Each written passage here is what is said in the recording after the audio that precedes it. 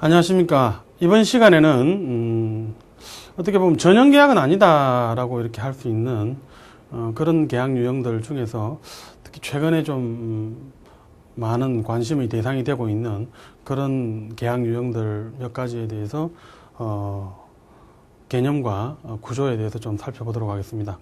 특히 우리 그 2004년도에 법무부에서 민법 제3법 관련 규정들을 개정하기 위해 가지고 개정안까지 이렇게 마련한 적이 있습니다. 그래서 그 개정안에 보면은 이 종래 민법전에 없던 어떤 그런 계약 유형으로서 여행 계약이라든지 중개 계약 이런 것들을 도입하려고 했었는데요. 전국적으로는 지금 현재 그 개정안 자체가 효력을 상실한 상태이기 때문에 큰 의미가 없는 것 아니냐라고 할지는 모르겠는데 2009년부터 다시 우리 그 민법 개정 작업을 전반적으로 이렇게 해나가겠다, 단계적으로 2012년까지 이런 발표가 법무부에서 있었습니다.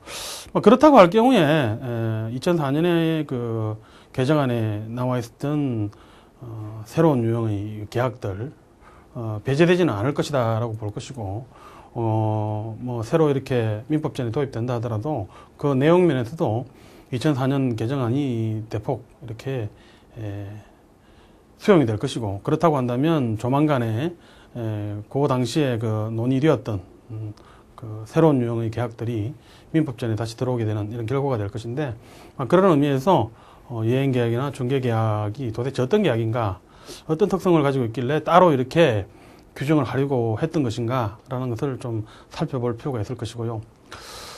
그 다음에 요즘 또 일반법에서는 특별히 규정을 안 하고 있다라고 하는 계약 유형 중에 하나로서 현실 생활에서 우리가 많이 보는 계약 유형 중에서 리스 계약이라는 게 있습니다.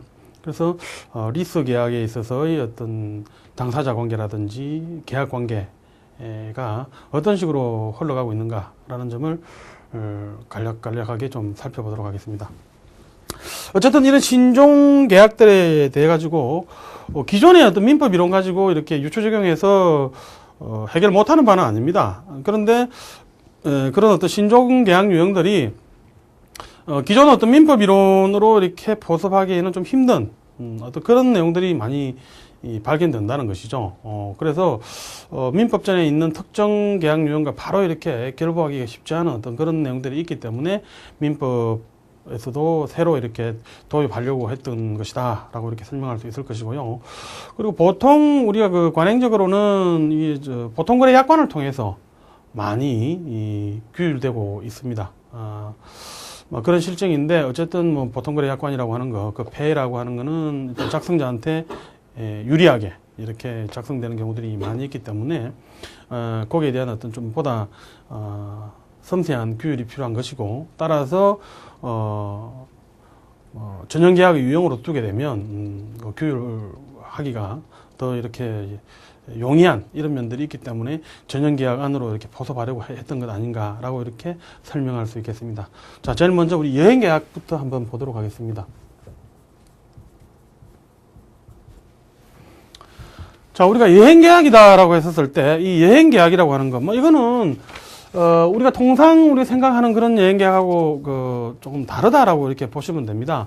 우리가 여행을 간다라고 하는 거, 이거는 휴식 등을 목적으로 해서 주거지 잠시 떠나서 다시 돌아올 목적으로 이렇게 쉬러 나가는, 그런, 각종 행위들, 그런 것들 우리가 여행이다라고 이야기하는데, 이 여행계약이라고 하는 거, 그리고 여행 계약에서 이야기하는 여행 급부라고 하는 거, 이거는 그 여행의 개념하고는 조금 다를 수 있다는 거예요. 그래서 통상 우리가 그 여행 계약이다라고 했었을 때 관련 용어들로서 여행 계약, 여행업자, 여행 실행자 또는 여행 급부 이런 말들이 나오는데요. 그런 용어들에 대해서 간략하게 먼저 한번 정리를 해보도록 하겠습니다. 여행 계약이다. 말 그대로 이거는 여행 급부를 목적으로 하는 여행업자와 여행자 사이의 계약이다. 이렇게 설명할 수 있겠죠. 그 다음에 여행업자다. 이것은 여행급부의 제공을 어떤 목적으로, 다시 말해서 여행자로 하여금 여행자를 뭐 운송한다든지 또는 숙박시킨다든지 관광을 시킨다든지라고 하는 이런 총체적인 이런 어떤 여행급부를 목적으로 여행급부의 제공을 목적으로 여행자들을 이렇게 모집을 하고 또 모집된 여행자들에게 그런 여행급부를 이렇게 제공하는 그런 사람, 이것을 우리가 여행업자다 이렇게 볼 수 있겠죠. 그런데 이제 이런 여행업자 같은 경우에 실제로 그 여행업자가 일일이 개별적인 여행급부 자체를 개별적으로 실행한다기보다는 자신들이 가지고 있는 뭐 네트워크 안에 있는 여러 어떤 자원들을 활용을 해가지고 개별적인 그 여행급부 내용은 제3자에게 이렇게 맡기는 이런 경우가 있겠죠. 그래서 개별적인 여행을 실행하는 사람은 다른 사람이 있을 수 있겠죠. 그래서 그때 개별적으로 여행급부를 실행해 나가는 사람들, 뭐 이런 사람들을 우리가 여행 실행자다라고 이렇게 표현을 할 수 있을 것입니다. 따라서 이런 어떤 그 여행 실행자 등을 통해 가지고 여행급부 자체를 기획을 하고 상품을 개발해서 여행자를 모집을 해서 여행자에게 여행급부를 제공하는 것을 목적으로 하는 계약으로서 여행업자하고 여행자 사이에 체결된 계약을 우리가 여행계약이다라고 이렇게 설명한다는 거죠. 그래서 계약 당사자는 당연히 여행업자하고 여행자가 될 것이고요. 여행 실행자 같은 경우 그런 경우에는 계약 당사자는 아니라는 것이죠. 어쨌든 이 여행급부라고 하는 것, 조금 전에 뭐 한두 가지 예가 나왔습니다만은 어쨌든 그 여행과 관련돼서 뭐 시간적인 또는 뭐 장소적인 이런 측면에서 여러 가지의 어떤 급부들이 결합된 총체적인 어떤 그런 내용으로서의 여행급부다라고 이야기하고, 그래서 우리가 통상 일반 상식적으로 이야기하는 여행 개념하고는 조금 다르다라는 것이죠. 따라서 만약에 여러분이 뭐 여행을 목적으로 서울에서 저 울릉도 가는 또는 뭐 다른 쪽으로 가는 어떤 뭐 기차편 및 항공편 또는 뭐 배편을 예약을 했다라고 할 때, 자 그런 경우에 그 운송편 계약과 관련해 가지고는 그거는 운송계약입니다. 운송계약인 것이지 여행계약이 아니라는 거예요. 그다음에 또 뭐 어떻게 보면 어떤 서비스를 제공하는데 그 서비스에 부과된 내용으로서 관광이라든지 이런 것들이 부과되는 경우가 있어요. 그럼 그런 것도 여행계약이냐? 뭐 호텔 예약을 했더니 호텔에서 뭐 어떤 그 관계에 있는 어떤 유적지 내지는 명성지 이런 것까지 같이 관광하는 어떤 이런 내용들이 포함되어 있더라라고 할 때, 그거는 호텔 계약, 호텔 숙박 계약에서 부수적으로 이렇게 딸려오는 어떤 그런 내용이지, 그런 걸 가지고 우리가 여행 계약이다라고 설명하지는 않는다는 거예요. 따라서 우리가 여행 계약이다라고 했을 때는 전체적인 여러 가지 어떤 급부들이 총체적으로 결합된 어떤 그런 내용들을 이야기한다. 라고 설명할 수 있고, 따라서 그런 어떤 여행급부를 목적으로 하는 것을 여행계약이다라고 이렇게 정의할 수 있다는 거예요. 자, 그래서 지금 이 여행계약과 관련해서 사실 지금 현행법 규정은 없습니다만은 2004년도에 제출되었던 민법 개정안의 어떤 내용들을 조금씩 참조할 필요가 있을 것인데요. 당시 개정안 674조의 2 규정에 의하면은 여행계약의 의의와 관련해서 다음과 같이 정의를 하고 있습니다. 여행계약은 당사자 일방이 상대방을 다른 곳으로 운송하여 숙박 또는 관광을 하게 할 것을 약정하고 상대방이 그 대금을 지급할 것을 약정함으로써 효력이 생긴다라고 이렇게 규정을 하고 있습니다. 그러니까 뭐 숙박, 운송, 관광 이런 걸 모든 것을 포함하는 총체로서의 여행급부를 목적으로 하고 여행자인 상대방이 대금을 지급할 것을 약정함으로 인해서 계약이 체결된다라고 이렇게 정의할 수 있다는 것이죠. 그런데 이런 식의 여행계약은 또 사실 또 다른 어떤 개념의 여행계약과 또 구분되는 부분이 있을 수 있는데요. 통상 우리가 여행계약이다라고 했을 때 조금 전에 말씀드린 이런 식의 여행계약들, 총체적인 뭐 운송, 숙박, 그다음에 관광을 다 포함하는 그런 걸 기획하고 또 여행자 모집하고 뭐 이런 여행업자에 의한 여행급부 제공, 뭐 이런 것들을 갖다가 우리가 여기서 이야기하는 여행계약이라고 이야기하고, 통상 이런 여행계약을 주최여행계약이다, 주최여행계약이다 라고 이렇게 표현을 하기도 합니다. 그런데 이 중개여행계약이다 이런 표현도 있어요. 중개여행계약이다.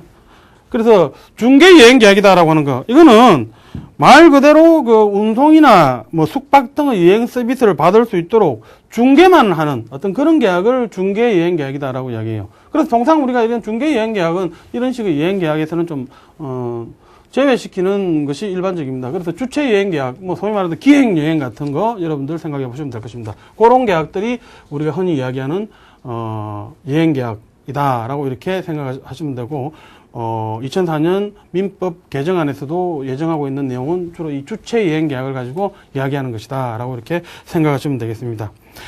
자, 그런데 이 여행계약이라는 거, 이걸 왜 우리 민법전에 새로 신종계약으로서 도입하려고 했느냐, 이게 문제될 수가 있는데요.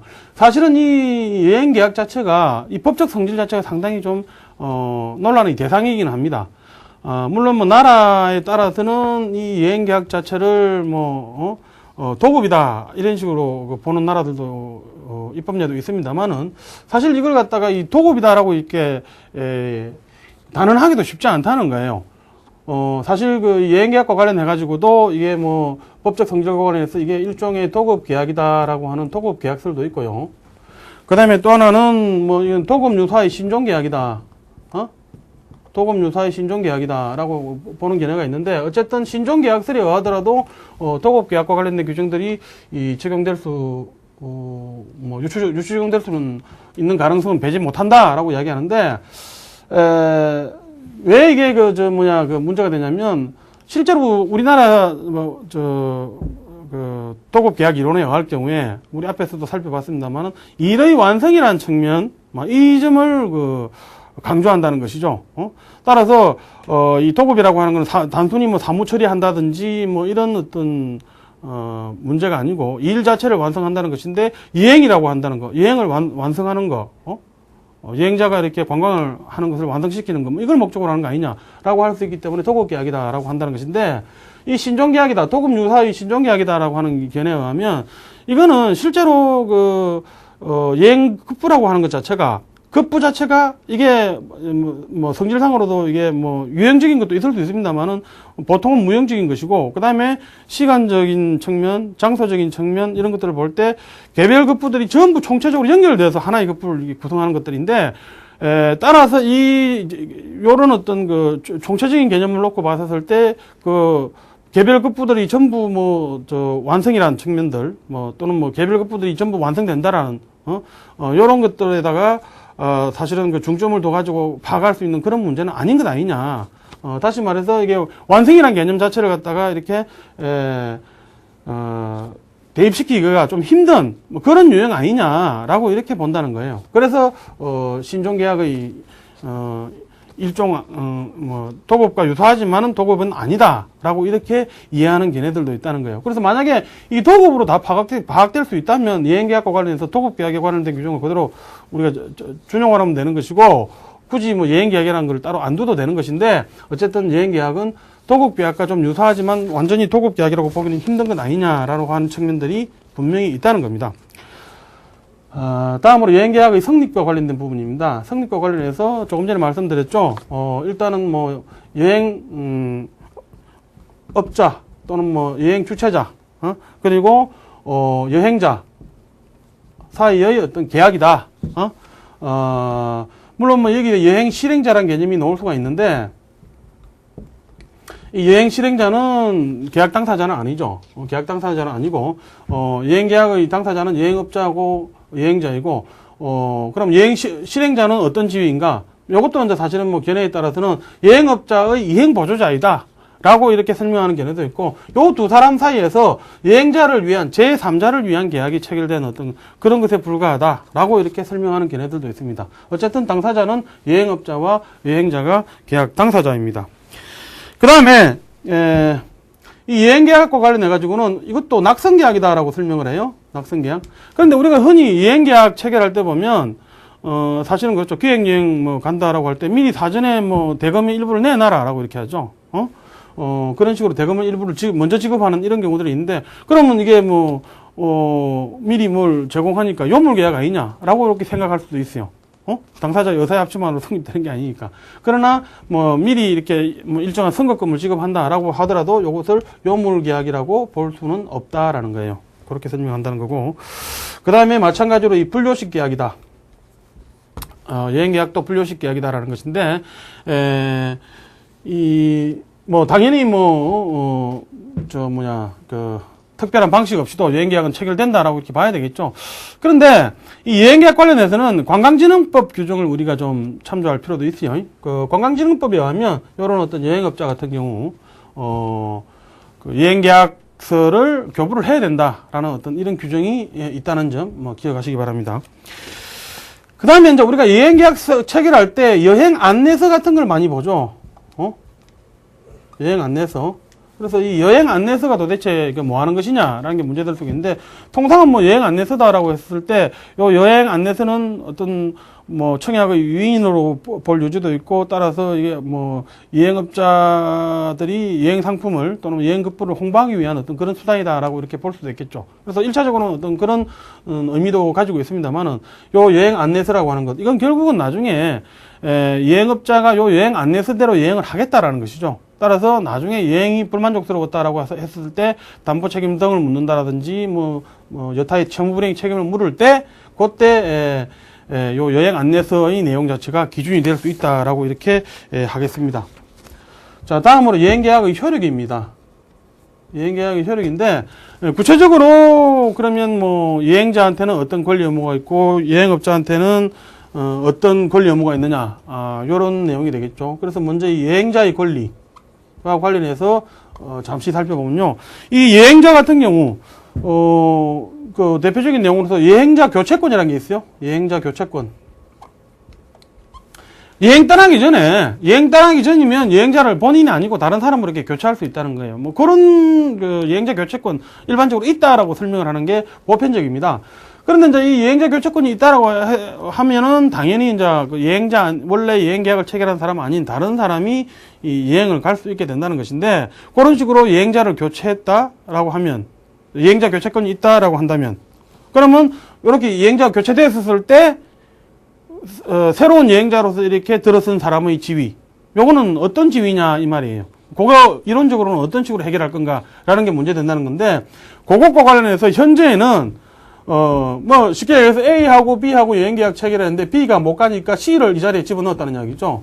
이게 이제 여행자 교체권이라는 이야기인데, 이런 사람이 요즘 B 자리에 이렇게 들어갔었을 때 지금 이런 상황을 이 C의 지위를 어떤 식으로 이해할 거냐라는 점이라는 거예요. 근데 요걸 가지고 우리가 일반적으로 뭐 계약 인수 아니냐, 계약 인수 아니냐 라고 이렇게 이해하는 견해가 있습니다. 그런데 단순히 이 C는 여행급부 수령권만 있다, 여행급부 수령권만 있다 라고 이렇게 설명하는 견해도 있어요. 뭐 사실은 이게 현실적으로 어떤 큰 차이가 있느냐라고 했었을 때, 여행 계약 인수다라고 했었을 때는 B 자리에 C가 들어가게 되니까 C가 A에 대해서 계약자로서 행사할 수 있던 모든 권리 의무들, 계약 당사자로서 행사할 수 있었던 모든 권리 의무들, 뭐 그런 것들을 C가 다 행사할 수 있다는 것이고요. 여행급부 수령권만 C한테 있다라고 하면은 결국 B가 A에 대해서 가지고 있는 여러 가지 채권들 중에서 여행급부 수령권만 C한테 넘긴, 마치 뭐 채권이 양도된 듯한 뭐 이런 상황이다라고 이렇게 설명할 수 있겠죠. 뭐 그런 점에서 좀 차이가 있을 수는 있습니다. 그 다음에 우리 개정안 2004년 개정안에서 보면요, 여행계약의 효력과 관련해서 계약 해제권도 이렇게 예정을 하고 있었습니다. 계약 해제권. 자, 요거는 2004년 개정안 674조의 3인데요. 674조의 3에서는 여행계 시전의 해제다라는 어떤 제목 하에서, 여행자는 여행계 시전에는 언제든지 계약을 해제할 수 있다. 그러나 여행자는 상대방에게 발생한 손해를 배상해야 된다. 뭐 이런 어떤 규정을 두고 있었어요. 그러니까 계약이 체결됐음에도 불구하고 언제든지 계약 해제할 수 있다는 거죠. 손해배상만 해주면 된다는 것이죠. 그게 마치 우리 앞에서 도급 계약할 때도 뭐 그런 어떤 유사한 도급인의 어떤 계약 해제권 같은 거 있었었죠. 그래서 뭐 그런 규정과 비교해서 이해할 수 있는 그런 내용이었습니다. 그 다음에 이 계약 해지권도 예정을 하고 있었습니다. 계약 해지권. 2004년 그 개정안 674조의 4에서 이렇게 규정하고 있었는데요. 요거는 이제 부득이한 사유로 인한 해지라는 제목이었어요. 그래서 부득이한 사유가 있는 때에는 각 당사자는 계약을 해지할 수 있다. 그러나 그 사유가 당사자 일방의 과실로 인하여 생긴 때에는 상대방에 대하여 손해를 배상해야 된다. 그래서 요때 그 손해배상에 관련해서는 그 과책주의에 입각해서 손해배상 청구권을 인정하지만 어쨌든 부득이한 사유가 있는데 당사자는 누구라도 이렇게 계약을 해지할 수 있다라는 거고요. 그 다음에 이제 이게 대금 지급 의무 관련해 가지고 뭐 이거는 뭐 말 그대로 그 여행자의 가장 그 중요한 의무 중에 하나겠죠. 이 대금 지급 의무 관련해 가지고 요거는 뭐 총체적인 어떤 여행급부에 대한 그 대가로서 여행자가 지급해야 되는 내용인데, 요거 관련해가지고도 2004년 개정안 674조의 5에서는 대금의 지급 시기다라고 해서 그런 제목하에서 다음과 같은 규정을 두고 있었습니다.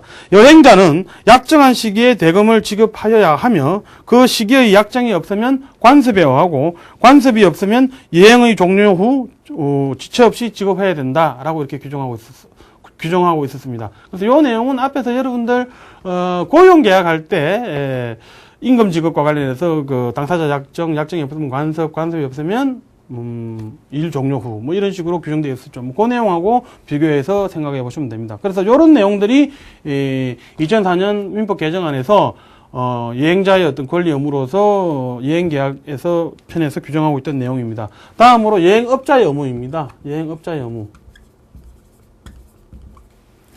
여행업자의 의무인데, 요거는 뭐, 여행업자의 의무 중에서 가장 중요한 거는 완전한 어떤 여행급부. 완전한 여행급부를 할 의무가 있다. 다시 말해서 뭐 운송이다, 관광이다, 또는 뭐 숙박이다 등과 관련해가지고 완전한 어떤 그런 그 여행급부를 제공해야 될 그런 의무다라고 설명할 수 있을 것이고, 따라서 그 내용에 어떤 하자가 있다라고 할 때는 담보 책임을 진다라고 이렇게 설명할 수 있을 것입니다. 그런데 결국은 그 여행급부 자체에 하자가 있다. 그거 뭘 기준으로 판단한가? 무엇을 기준으로 판단해야 될 것인가? 라는 것이 문제될 수가 있는데, 아까 용어 정리 중에서 여행 안내서라는 거 있죠. 그래서 일단은 그 여행급부 자체에 하자가 있다, 없다의 내용은, 여행 안내서를 기준으로 이렇게 판단할 수 있다라고 이렇게 이해하는 것이 일반적입니다. 그 다음에 이제 이 완전한 여행급부를 여행업자가 의무부담 하는데, 따라서 원래 여행자가 예정했던, 약속했던 그 내용대로 여행급부를 제공해야 되고, 뭐 임의로 여행 그 조건이라든지 뭐 이런 것들을 변경하는 거 허용되지 않겠죠. 단 뭐 천재지변 등 중대한 사유가 발생했다라고 할 때는 여행 자체를 갖다 원만하게 이렇게 실행하기가 곤란할 것이고, 그럴 경우에는 예외적으로 여행 조건이라든지 여행 일정을 변경할 수 있다라고 이렇게 설명할 수 있을 것입니다. 어쨌든 그 여행업자의 의무 중에서 중요한 내용이 다시 또 이 하자 담보 책임이라는 게 나오는데요. 자, 요거는 우리 그 2004년 그 민법 개정안 그 중에서 674조의 6 이하에서 규정을 하고 있습니다. 그래서 그 내용이 사실은 어떻게 보면 우리 그 매매편에서 그 어떤 뭐 종류물 매매와 관련해서 담보 책임의 그 내용으로서 이야기했던 그런 내용과 좀 유사한 면이 있어요. 자, 그래서 중요한 내용 중에 하나가 이 초안 청구 같은 거 인정한다는 거. 그 다음에 또 하나가, 물론 뭐 그 매매에서 그 물건의 하자에 대해 가지고는, 인정하지 않은 개념입니다만은, 권리의 그 하자인 경우에 우리가 대금 감액이라는 용어가 자주 나왔죠. 그래서 대금 감액. 그 다음에 손해배상. 뭐 요런 내용들이 담보 책임의 어떤 주된 내용이다라고 이렇게 이야기할 수 있을 겁니다. 그래서 초안 청구다. 뭐 요거는 말 그대로 여행급부 자체가 원래 여행 주최자가 약정했던 내용하고 비교해 봤을 때 다른 경우, 다시 말해서 하자가 있는 경우, 뭐 그런 경우에 그 여행자가 여행업자한테 이렇게 상당한 기간 정해 가지고 제대로 여행하라라고 이렇게 청구할 수 있다라는 것이고요. 어쨌든 중요한 것은 이거 뭐 추환하는 데 있어 가지고 추환 자체가 뭐 상당한 비용이 든다든지 또는 뭐 하자 자체가 경미하다라고 할 때는 그런 경우에는 추환 청구할 수 없다는 것이고 손해배상만 청구할 수 있다는 것, 뭐 그런 내용이 중요한 내용입니다. 그다음에 뭐 대금 감액 이런 것들은 우리가 흔히 생각해 볼 때 4성 호텔이라고 이야기를 했었는데 가보니까 3성 호텔이라는 거예요. 별 3개짜리라는 거예요. 또 그럴 경우에는 어떻게 하겠어요? 뭐 대금 감액 이런 거 얼마든지 생각해 볼 수 있겠죠. 그 다음에 기타 손해가 발생한 경우 손해배상도 청구할 수 있다는 것이고, 그 다음에 또 하나가 계약 해지도 예정이 되어 있습니다. 계약 해지. 요게 2004년 개정한 674조 7 제1항에서 이렇게 규정하고 있던 내용인데요. 당연히 이제 여행 과정에서 하자로 여행급부에 하자가 있다라고 할 때 아주 특별한 경우에 인정될 수 있는 그런 여행자의 권리다 또는 뭐 여행업자의 의무다라고 이렇게 볼 수가 있는데, 우리가 계약 해제다 해지다 라는 표현이 나왔을 때는 어떻게 이해하라고 했습니까? 제가 계약 목적을 달성할 수 없을 정도의 중대한 그런 사유가 있을 때 그때 해지 이야기 돈다고 했죠. 따라서 마찬가지로 조금 전에 말씀드렸던 2004년 개정안에서도 요건 이제 기본적으로 계약 목적을 달성할 수 없을 정도의 중대한 그런 급부 하자가 있을 때 그때 여행 계약을 해지할 수 있다라고 이렇게 하고 있습니다. 그런데 이 계약 해지와 관련해서 또 한 가지 중요한 거는, 만약에 여행을 떠났는데 떠난 곳에 여행 목적지에 가보니까 원래 선진했던 거하고 완전히 다르다는 거예요. 완전히 달라가지고 처음엔 도저히 내가 이게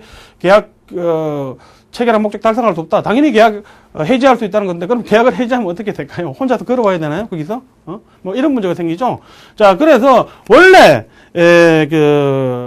계약 안에서 여행 계약 자체에서 귀환 운송까지 포함해서 여행 계약의 내용으로 삼고 있었다면, 설사 계약 관계를 이렇게 장래에 향해서 종료시키는 그런 계약 해지임에도 불구하고 그 귀환 운송 부분에 대해 가지고 여행업자가 책임을 져야 된다는 거예요. 추가 비용 드는 것까지도 다 이렇게 여행업자가 책임을 져야 된다는 이야기인 것이고요. 따라서 계약이 해지됐음에도 불구하고 귀환 운송에 대해서 원래 여행 계약 안에 내용에 담고 있었다면 그 내용에 대해 가지고도 여행업자가 여행을 하게 하는 그런 점에서 다른 유형의 계약 해지와는 좀 차이가 있는 그런 내용이었다는 겁니다.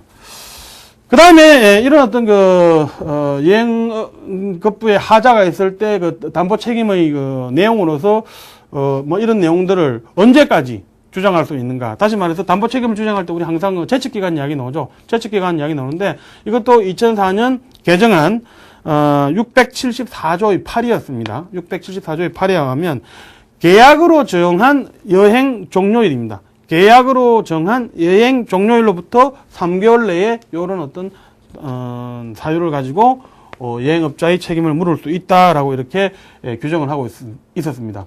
그 다음에 이 여행업자의 의무로서 중요한 내용 중에 하나가 이런 의무 말고 기타의 부수 의무 이야기하는데, 특히 이게 여행업자의 부수 의무 중에서 중요한 내용으로 이 보호 의무 같은 게 사실은 이게 지금 우리 법원에서도 명시적으로 법원에서도 이게 아주 그냥 공식적으로 이렇게 인정하는, 특히 여행 계약에서는 이 보호 의무 있다라고 하는 게 공식적으로 인정이 되고 있는 겁니다. 여러분들 흔히 상상해 보실 수 있는 사건 중에 하나가, 동남아 쪽에 놀러 갔더니 바나나 보트 이런 거 있다는 거죠. 바나나 보트도 막 타는데 바나나 보트끼리 이렇게 충돌한 거예요. 자, 그러면 이런 경우에 여행업자 책임 안 지나?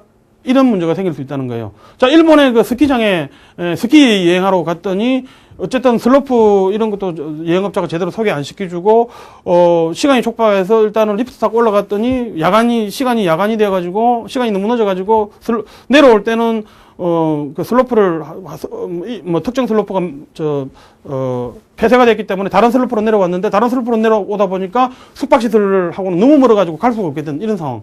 이런 식이라면, 자, 그런 경우에 당신이 잘못했으니까, 우리는 스키장 보내줬으면 됐고, 당신은 바나나 보트 탔으면 됐고, 이런 식으로 이야기할 수 있느냐 말이에요. 이런 식의 문제가 될 수 있죠.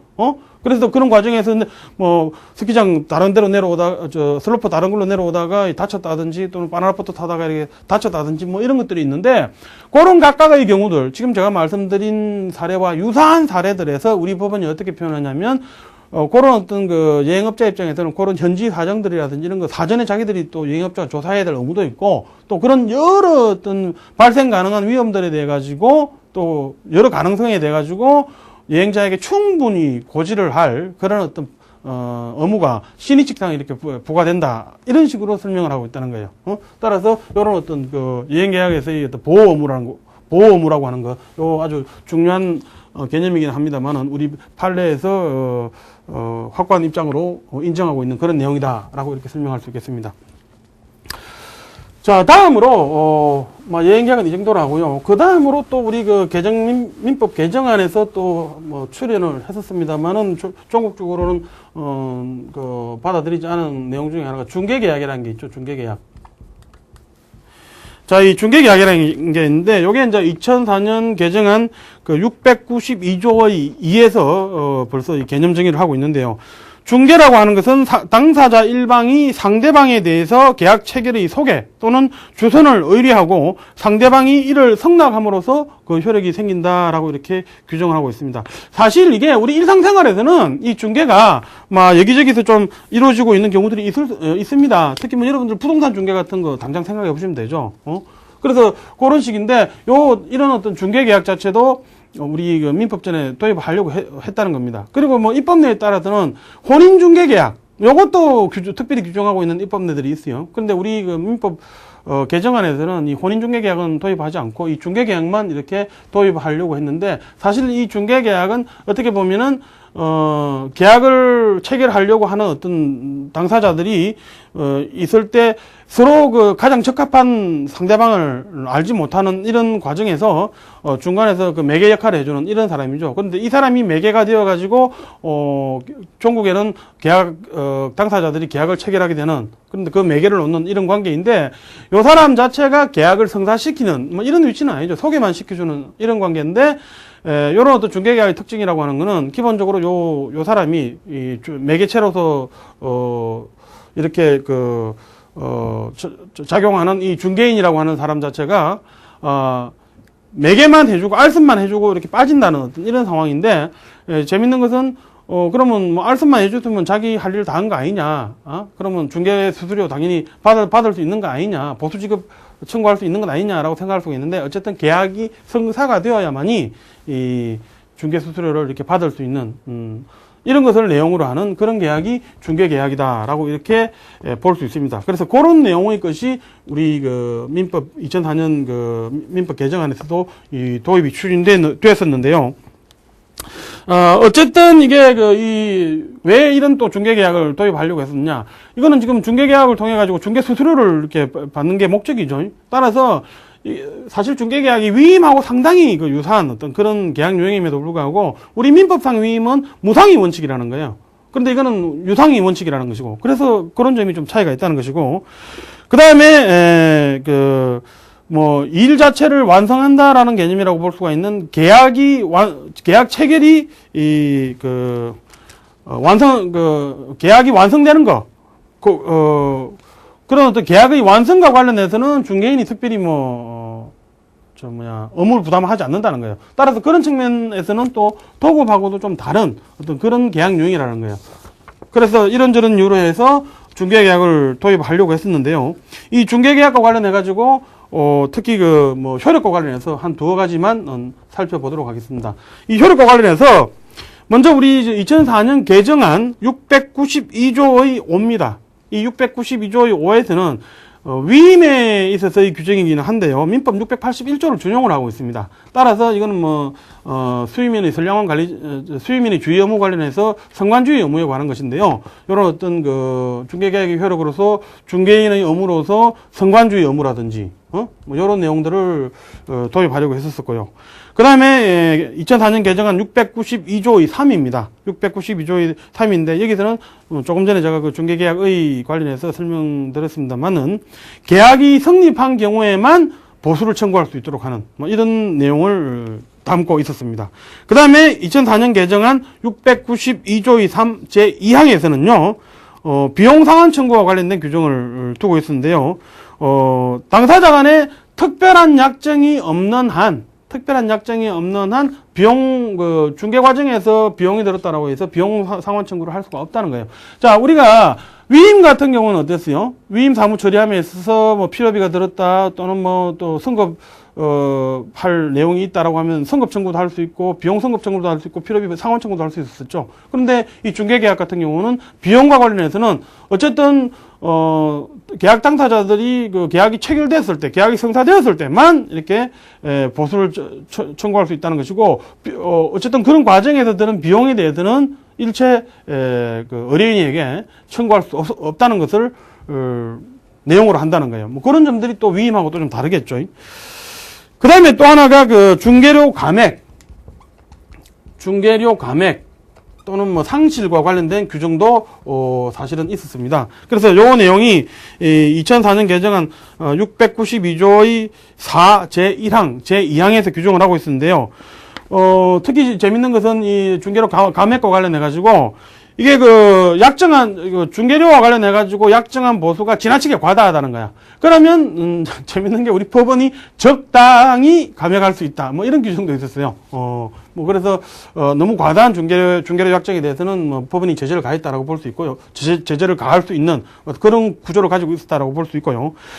그 다음에, 중개인이, 경우에 따라서는 이게 뭐, 의뢰인의 어떤 신의에 반하는 이런 행동을 하는 경우가 있을 수 있겠죠. 그래서 오히려 상대방에게 협조를 한다든지 뭐 이런 경우들이 있을 수가 있는데 또 상대방에게 또 보수를 또 받는다든지 이런 경우가 있을 수 있는데 그런 경우에는 중개료를 상실한다 뭐 이런 규정도, 도입을 하려고 했었습니다. 그리고 어쨌든 이 중개계약이, 우리가 앞에서 살펴봤던 전형계약 중에서 위임 계약과 상당히 유사한 면이 있죠. 그래서 위임 계약에서 규정한 내용의 상당 부분을 이렇게 중개에서도 준용하는 이런 내용을 담고 있었습니다. 어쨌든 이게 민법이 내년부터 2009년부터 다시 개정 작업이 들어가고 된다면 이런 내용들은 그대로 좀 들어올 수 있는 내용 중에 하나가 아닐까라고 생각할 수 있겠습니다. 자, 그리고 다음으로 이제 리스 계약에 대해서 살펴보겠습니다. 사실 이 리스 계약이 우리가 흔히 일반 일상생활에서는 상당히 많이 일어나는 어떤 그런 유형인데요. 여기서는 뭐 일단은 리스 회사란 개념이 나오고 리스 이용자란 개념이 나오고요. 공급자라는 개념이 나오죠. 공급자라는 개념이 나오는데 리스 회사는 말 그대로 어떤 리스 이용자를 위해서 일종의 금융을 제공하는 이런 사람이다라고 보시면 돼요. 자, 그런데 구조가 어떠냐면 통상은 이렇다는 거예요. 자, 리스 회사를 뭐 A로 하고요. 리스 이용자를 B로 하겠습니다. 공급자를 C로 하겠습니다. 자, A, B, C. 자, 통상은 어떻게 되냐면 이 리스 계약이 어떤 식으로 체결되냐면 일단은 B가 리스 이용자가 자기가 필요한 물품이 있을 겁니다. 그럼 이 물품을 자, 공급자를 찾아가겠죠. 공급자한테 찾아가가지고, 구체적으로 이거 필요한 물건이 X라고 합시다. 요 X라는 물건 자체가, 조건이 어떻고, 어떤 조건으로 계약을 체결할 수 있는지, 구매할 수 있는지, 그런 내용들을, 거래 조건을 B가 먼저 이렇게 C하고 상담을 하겠죠.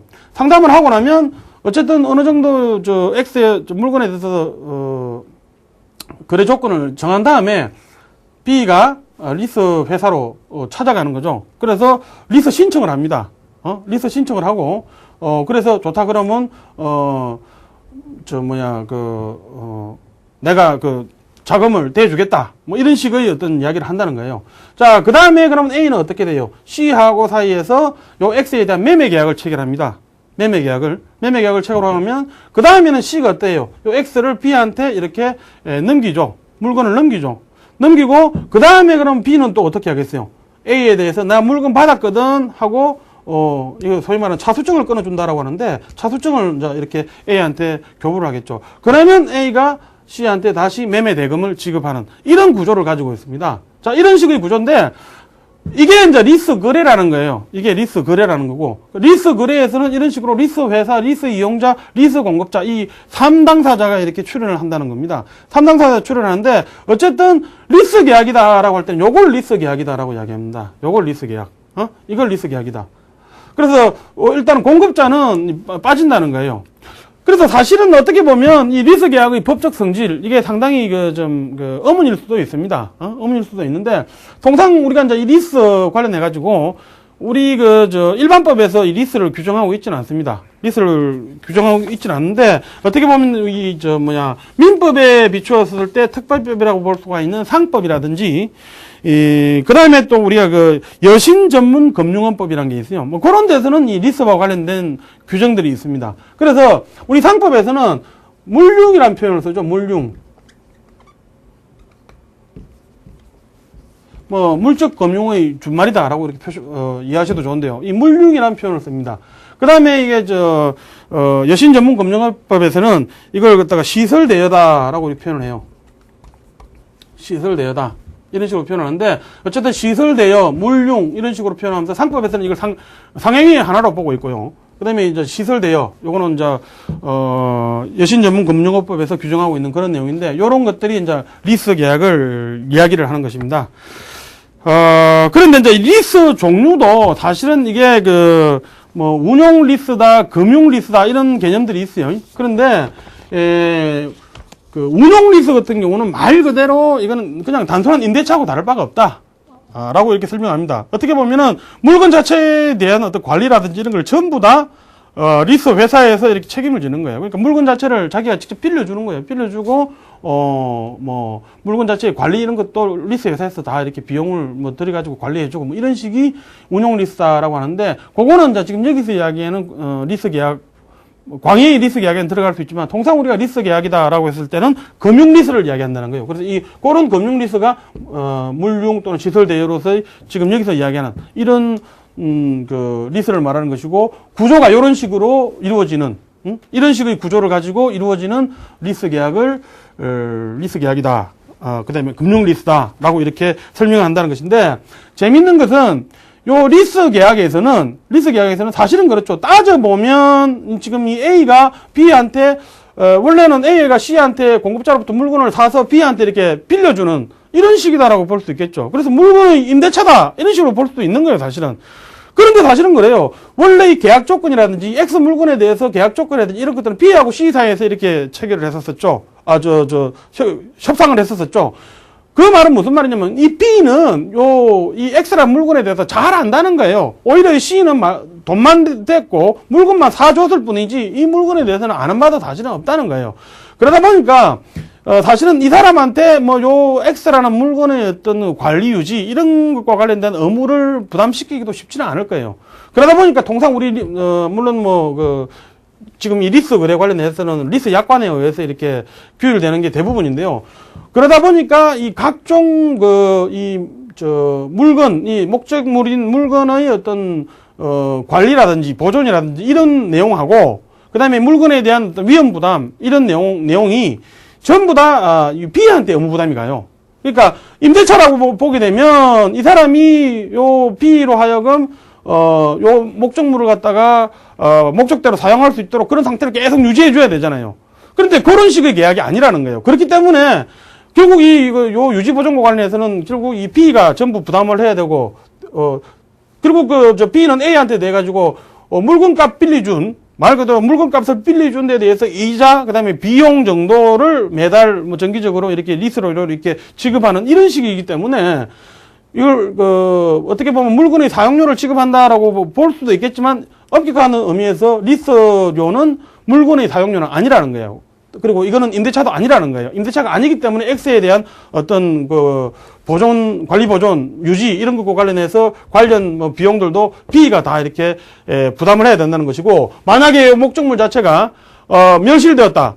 만약에 이게 임대차 같으면 어때요? 천재지 변동으로 해서 멸실된 경우에도 A는 B한테 다시 X를 갖다가 구입해줄 이런 의무가 있겠죠. 그런데 이런 위험 부담도 B가 다 진다는 거예요. 이런 점들이 차이가 있다는 거예요. 그 다음에 또 하나는 뭐냐면은 요 물건에 하자가 있다라고 할 때,